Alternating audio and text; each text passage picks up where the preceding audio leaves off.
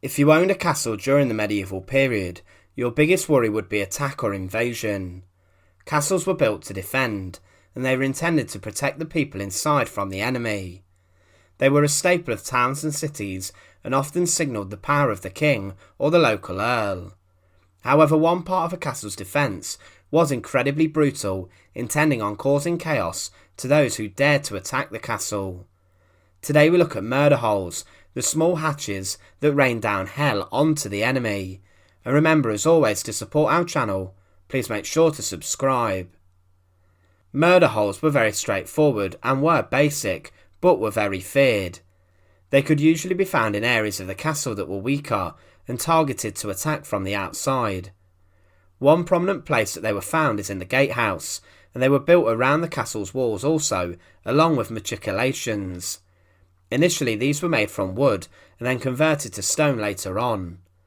Murder holes were basically holes in the castle's fortification where guards could drop objects onto attackers below. From above, the guards would throw rocks, pour hot liquids such as oil and water onto the enemy, and do much more. In some cases they even threw hot sand onto an enemy, which got into the armour, causing incredibly bad burning. Before murder holes or machicolations were built, guards would often just throw these things from the ramparts onto the castle's walls. Murder holes are mostly found in gatehouses or entrances near to a portcullis. They were often used alongside a portcullis to trap enemies and to take action from above. From above, the guards would rain hell. The enemy would gain access through the gatehouse and the first part of the gatehouse, but they would be prevented from progressing through a portcullis, a gate which was controlled from above.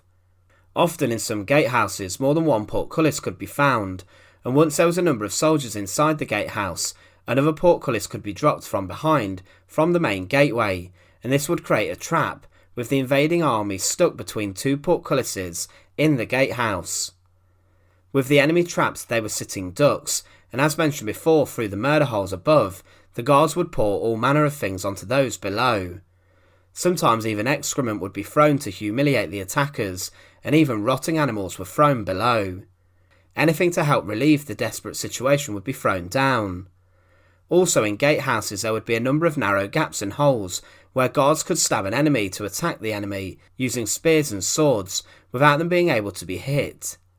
This would in a sense create a killing zone where attackers were just killed with very little chance of survival.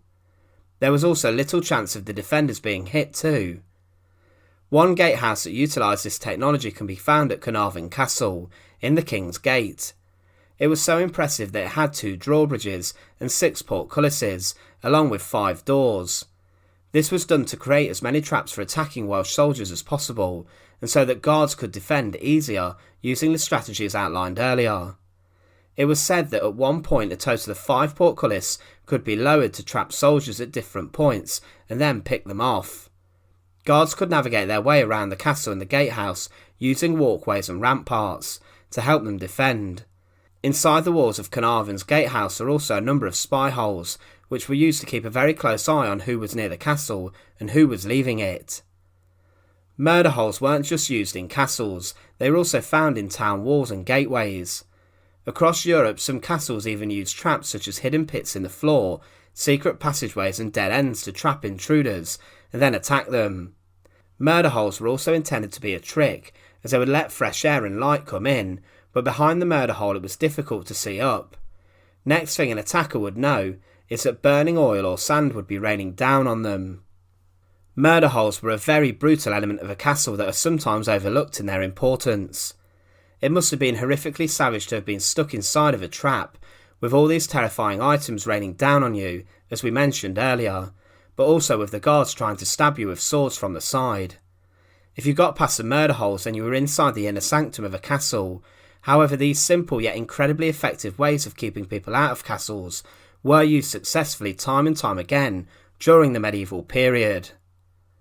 Once again, thanks for watching. To support our channel, please make sure to subscribe, and once again, thank you so much for watching.